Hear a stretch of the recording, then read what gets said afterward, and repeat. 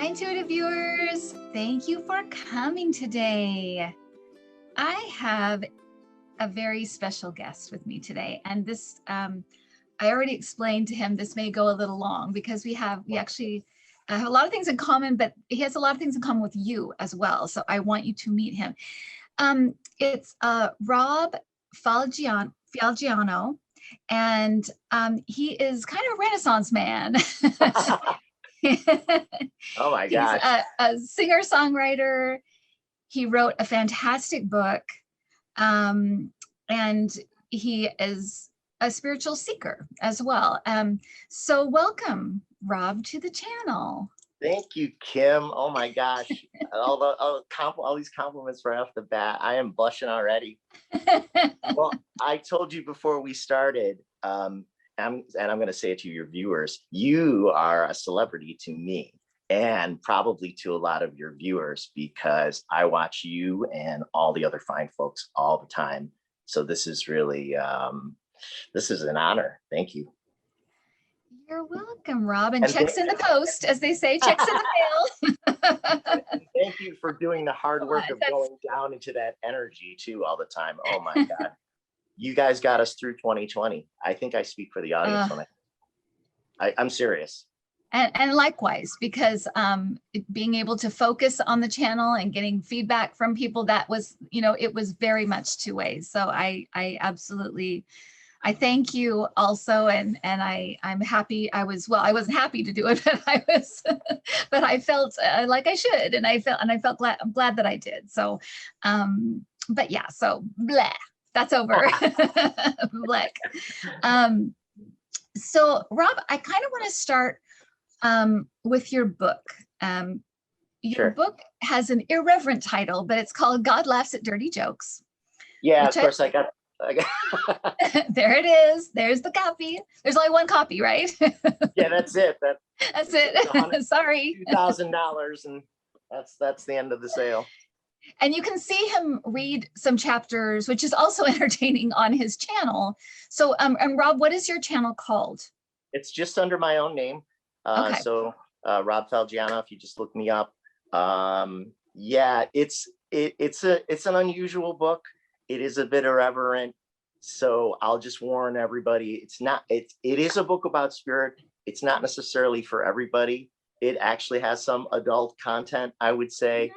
And so it's going to speak to a certain kind of person, but not everybody. But if you're curious, yeah, come over to the channel and join my other 6 viewers. You'll have a lot more than 6, I think. 8, 10. It's just, when you start, it's the scariest thing in the world. It really is. It's very scary to put yourself out there. And so I commend you for doing it, because it is a hard thing to do. It really, really is. Right back at you. It takes a lot of courage. Back at you. You do a great job. Thank you too.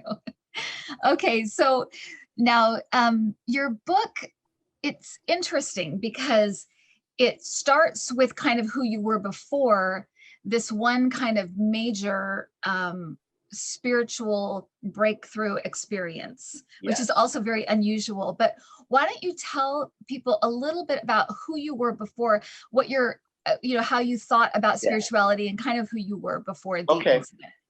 Yeah, the book starts, I explain that I guess it kind of starts really with high school. And I guess you would say I was kind of a punk rock kid or a new wave kid in the 80s. And I was not into religion at all, or spirituality. I knew nothing about it. I had no awareness of psychic ability or any of these things. Like, I mean, like the way YouTube has exploded with the readers in the last couple of years is amazing to me, because even 10 years ago when I started writing this book, that didn't exist. This community that's growing. But so I was kind of a punk rock kid, and I thought, like, Ronald Reagan and the Moral Majority and Jerry Falwell, I thought these guys were all a joke. And I did not relate to religion at all. I thought it was hypocritical. I thought it was squashed people's creativity and individuality, and that it was just purely political. And so huge skeptic, huge skeptic. Right. And my mom was raised loosely Catholic, but she didn't like push down on that with us hard. So there were like little bits of it there, but we didn't really go to church after a certain period of time. I explained in the book that she let me off from going to church because I wanted to watch Spider-Man cartoons. So she said, okay, yeah, she said, yeah, you can. It was like Saturday school. She's like, okay, you can watch Spider-Man. You don't have to go to Saturday school.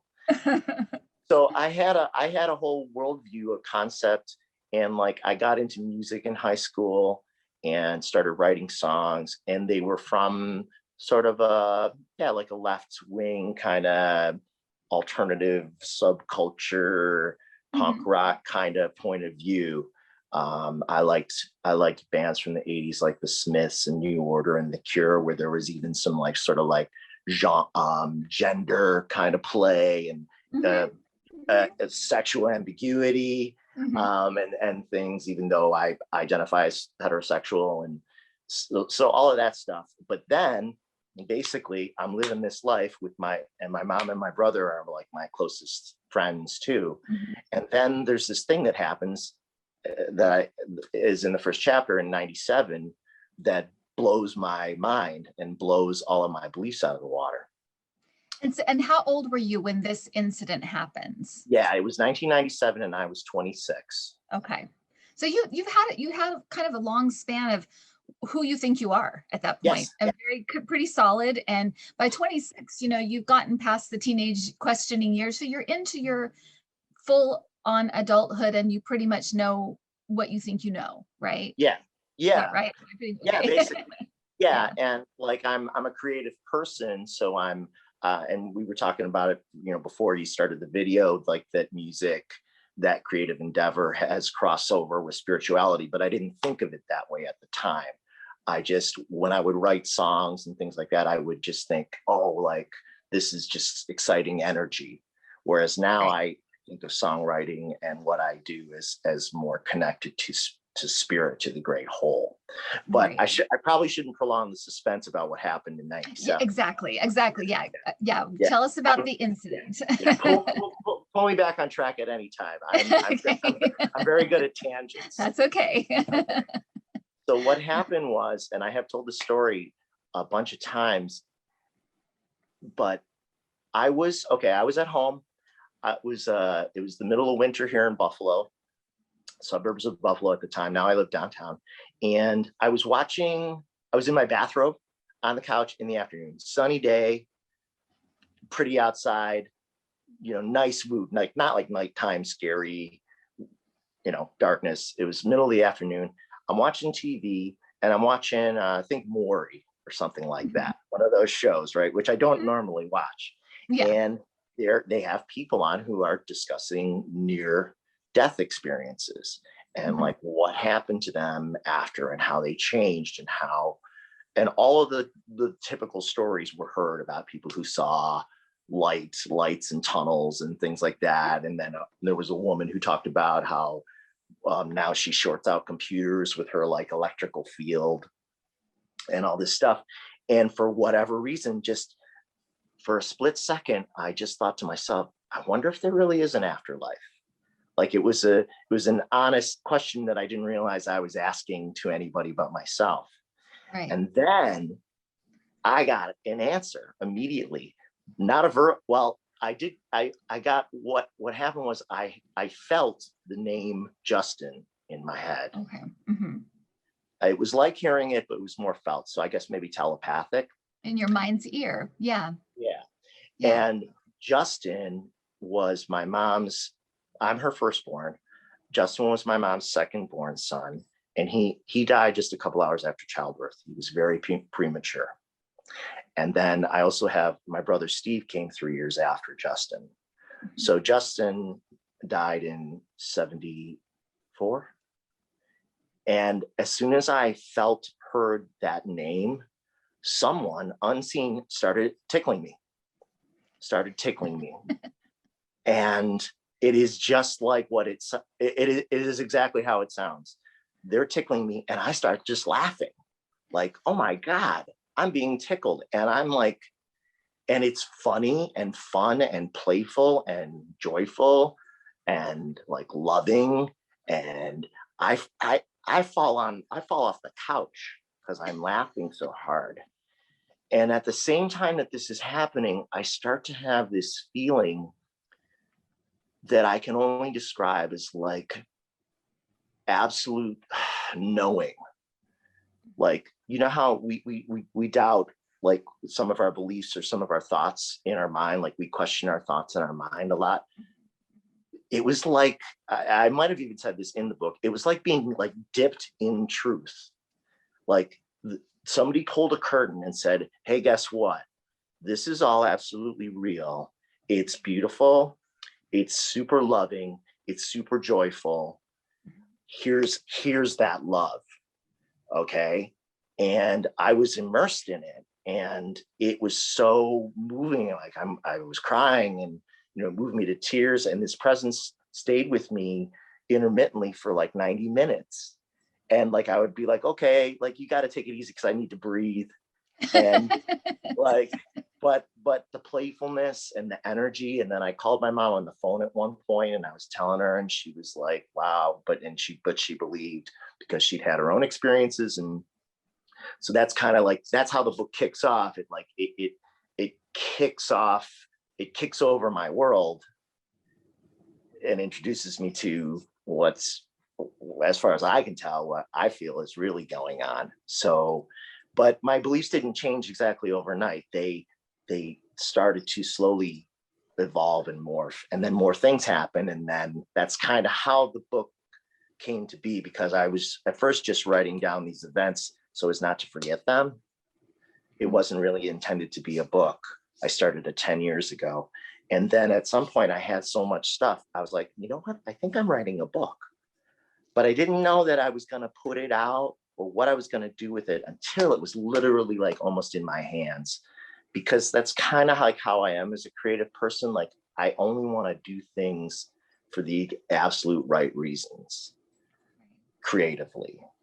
Right. So yeah. And when it was done, I was at a point where I was now willing to be identified with whatever was in the book. Right. Right. I believed in it, and I didn't care what anybody else thought, whether they believed me or not. And I figured it would attract the right people or it wouldn't. And I think maybe since 2014, when it came out, I think maybe 50 people have read it, right? Some of them are my friends and some are other people. And there was part of me that wanted it to be much bigger than that, but that was okay too, because that was still 50 people. So, right. So yeah. Anyway, I think that is, you know, and what do you identify yourself as, because you definitely have, you know, medium experiences and intuitive experiences. Do you identify as like an intuitive, or what would you call yourself? Or are you just kind of searching, or what do you have a idea question of what you call yourself? Yeah, I was talking about this with my mom, like, and for some of the experienced psychics or light workers that watch your channel, some of the stuff in the book will probably seem like spirituality 101. It'll seem basic, but I don't know exactly what my path's going to be yet, or whether I'm going to try to like expand my quote unquote ability. Like I'm not a reader like you. I don't read cards. I think that that's amazing. I kind of wish that I could do it. Recently somebody asked me about this, and I described myself as like a spiritual investigative journalist. Okay, yeah, yeah. like I'm interested in it, and I'm also experiencing it. Right. So, right. But one psychic that I had a reading with 5 years ago told me that dreams are a big deal for me. Like that I'm highly psychic in my dreams. And I do get kind of like predictive dreams from time to time, or things that like are like plucked from the next day's events. Like I'll dream, like for example, it was awesome. A couple nights ago, I had a dream about my deceased cat, Gene. Yeah, he died in summer 2018. And I had a dream about him, and he was underneath my brother's bed in the house that we grew up in, and he was peeking out at me from underneath the comforter. It was like a green comforter, and there was nothing else in the room. And there he was, plain as day. And I was like, oh, buddy. And I grabbed him and I was hugging him and kissing him. And then the next day when I woke up, you know how you check your Facebook feed, like in the morning, you like, I clicked on my Facebook feed, and the very first thing in my Facebook feed was a random Facebook memory video from 3 years ago. It was one of the only videos I took of Gene playing with a spinning bird toy. He was swatting a spinning bird toy. And it was exactly 3 years to the day. And I was like, oh my God, he's right there. So someone might say, oh, that's just a coincidence. But I've got years and years of that. And my family does too. My brother does, my mom does. Right. And so you get to a point where you start to accept that that is a real thing. So it's kind of like that. And yeah, and it's been picking up lately, I feel like too. Right. And you'll find that, I think the more you attach yourself to it in some way, whether it's publicly or like through your book, or it does tend to have momentum. There's something about it that starts to have momentum. So I experienced that as well when I started the channel. I've just felt like I'd opened the floodgates in a way I hadn't before. So yeah, I can see that. And it seems like I said, like, I don't even really know how it is that like suddenly there's probably 20 YouTube psychics that I follow now at least. And like you're all popping out of the woodwork. And like it's awesome. It's awesome. And I feel like I'm a part of it, but I feel like I'm a smaller part of it or a different kind of part of it. Like I don't know what part of it I am, but I know I'm in there somewhere. or I want to be. You are now. I know. Thank you. Well, now, so when you have this experience, going back to this experience that you had, if it was your brother, do you think that he knew, because of where you were mentally and where you had kind of placed yourself as far as your beliefs, he knew that to get through to you, it would have to be something physical? Or that felt physical? Maybe. Yeah, it had to be a real life proof. Right. Yes. It had to be like basically, it had to be like almost scientific. Right. Yeah, I was going to say kind of breaking that barrier between. Yes, absolutely. And also he knew that I didn't necessarily want to see anything because I think that would have scared me. But the feeling was unmistakable. Right. So joyful. Right. And so, and then, and that's interesting because I think sometimes people think when you talk about spirituality or when you become a spiritual person, for some reason they think of it as being serious. And I don't get that. It hasn't been that way for me at all. Right.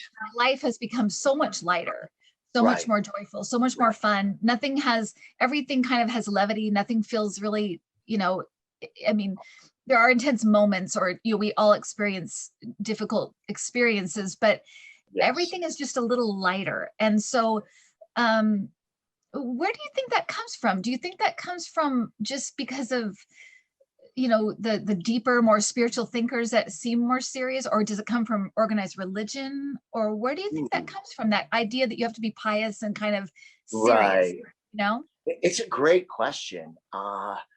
Maybe because we're trying to be reverent and trying to honor what we don't fully understand. So we tend to, like, I would say I humble myself before creation because it is a mystery to me. But and I think this past year made it especially hard to connect with that root joy of it. But I really do believe now that whatever you want to call God, whether it's a field of consciousness or like a supercomputer creative artist, or you name it, I've got different concepts for this in the book. Lots of speculation on my part.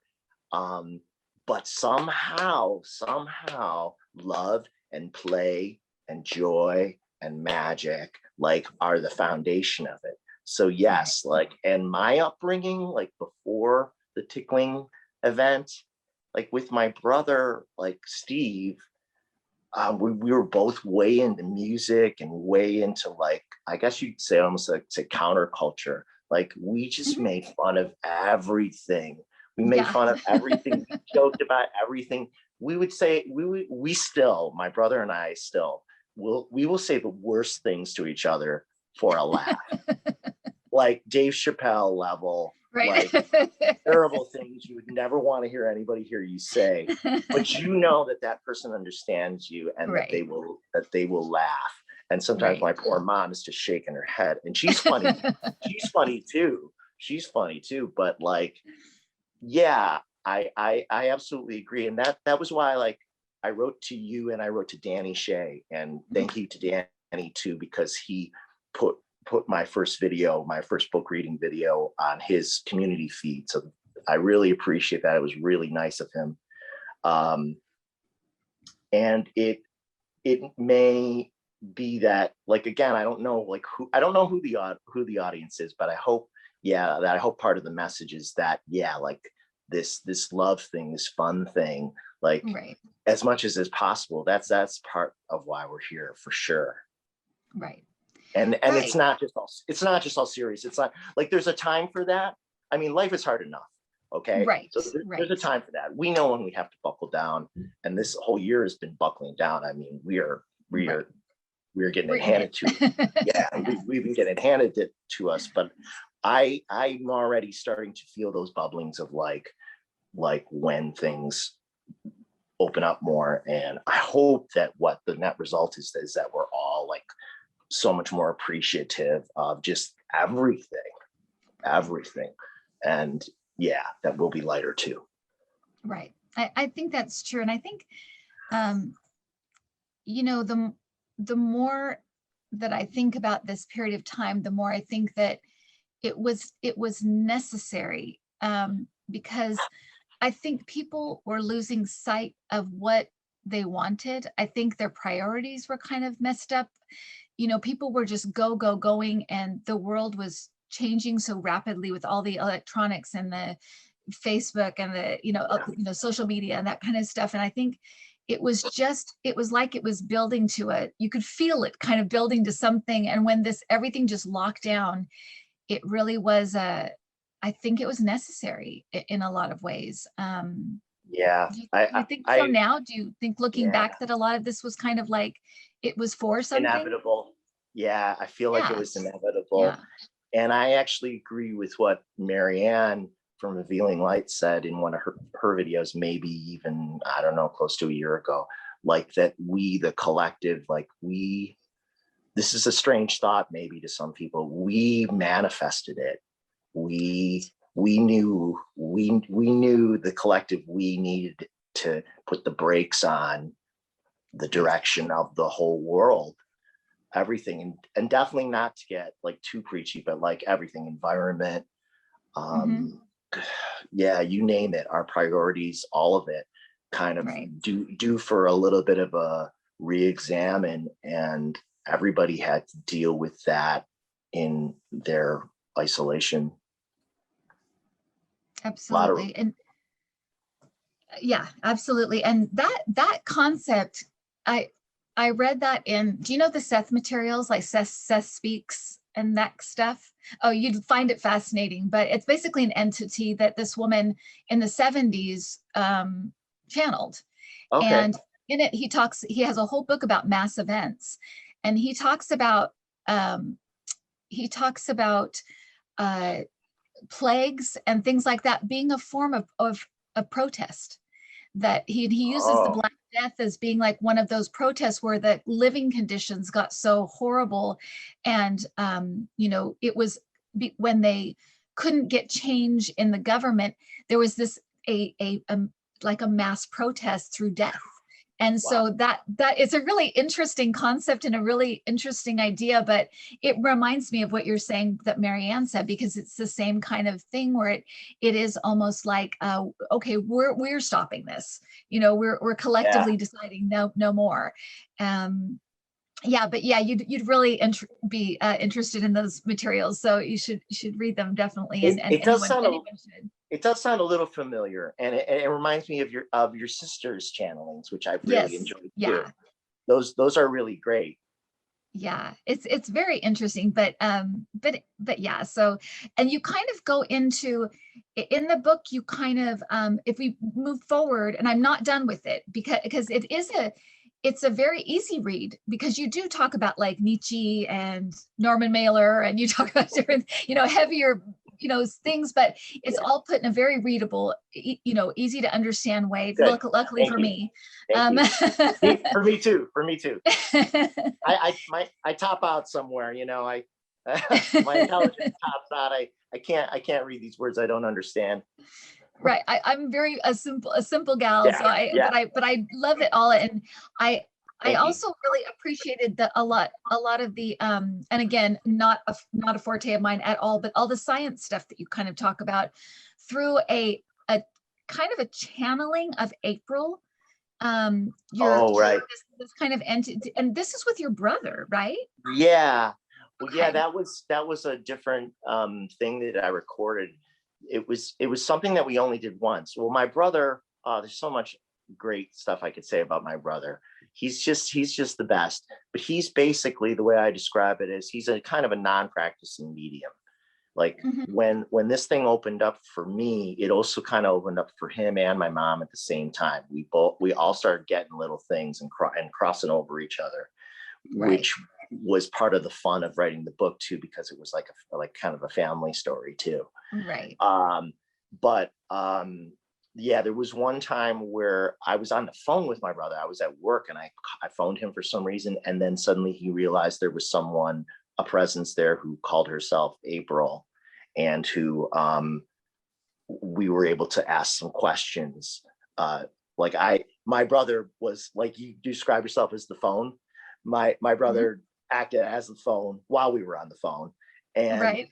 I asked questions of April about like some of my ideas about spirit, because I was reading a Norman Mailer book.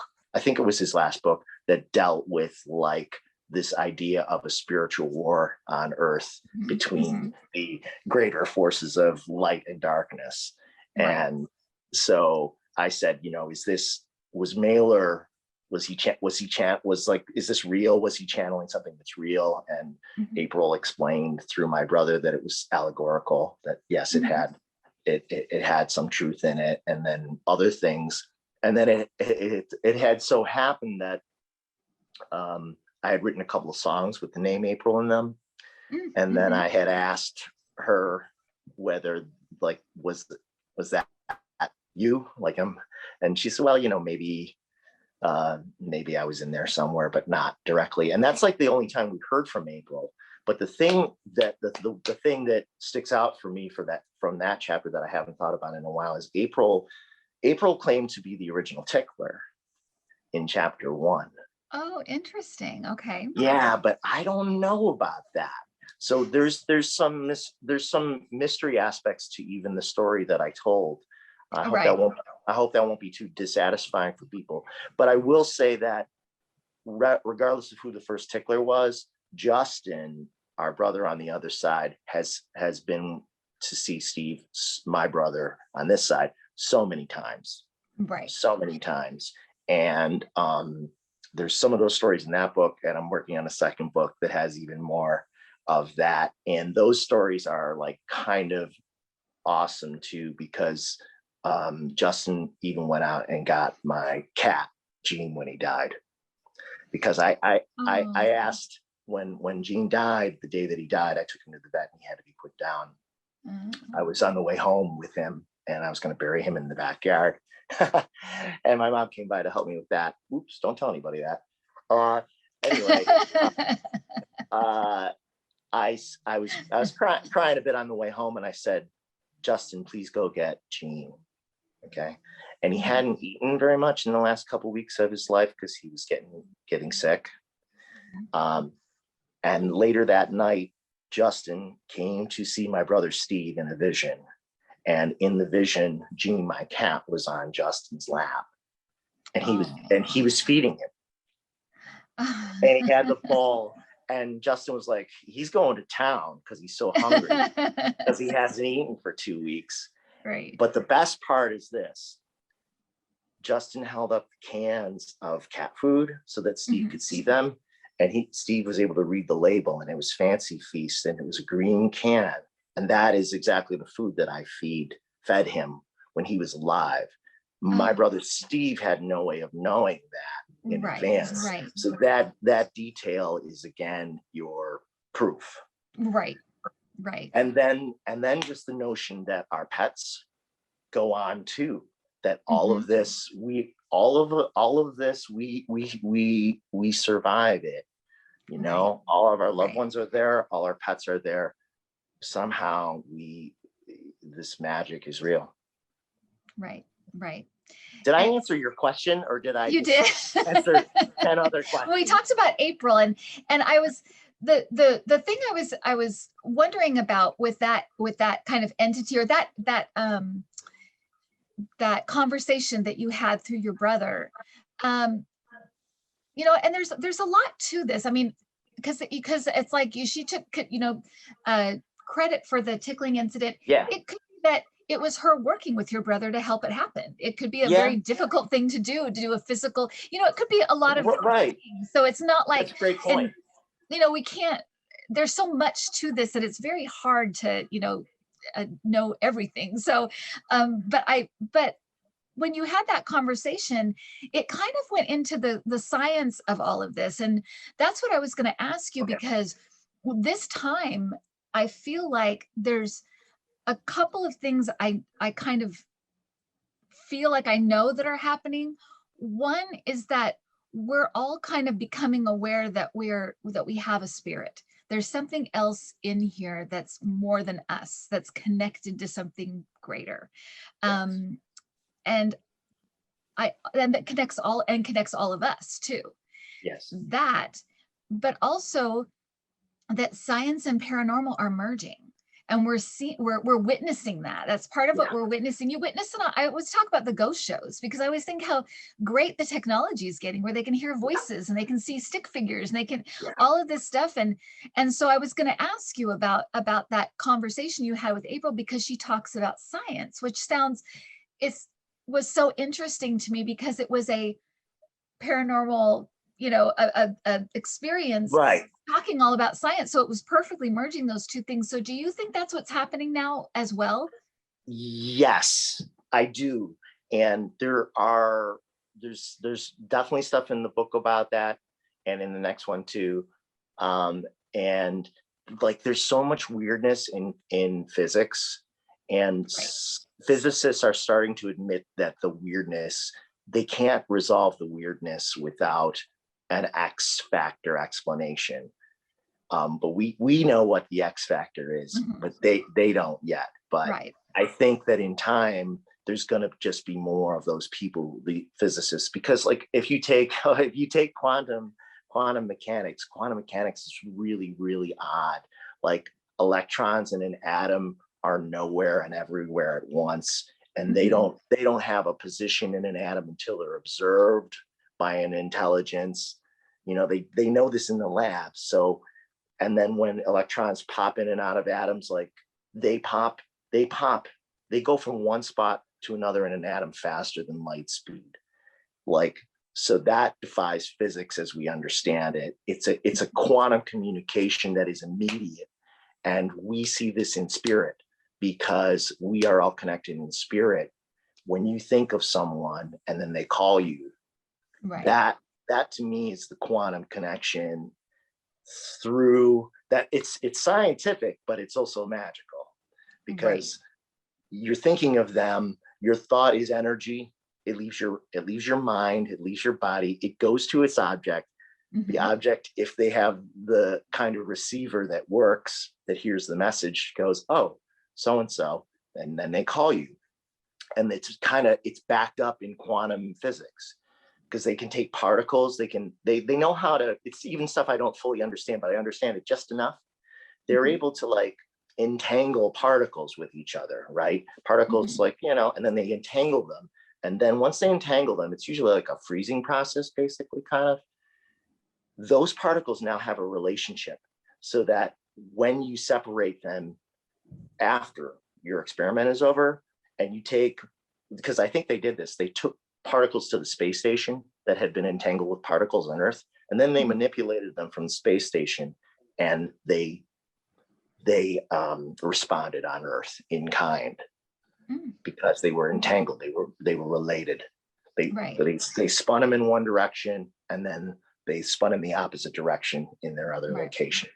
So yeah, I know that's a little nebulous what I'm describing, and I hope that was what you were looking for. But they're finding weirdness in there, and my emerging theory on this is that basically you cannot resolve how life works without magic. And when I say magic, I mean magic being the unexplainable, beautiful variable that makes all things possible. Right. Like, because if you start with the premise, if I'm going way off here, stop me. No, you're perfectly, you keep going. Okay, all right, I'll try to be really brief.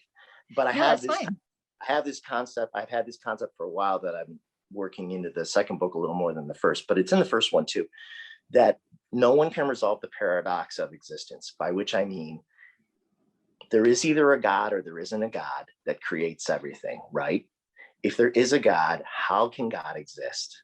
Because God is everything and has always existed. It's all paradoxical, right? God is this omnipotent being who can do everything and creates us. That doesn't make sense in the way that we think of sense, but that's either true or not true. And then the opposite is also true or not true. Like, did the universe burst into existence from nothing by itself?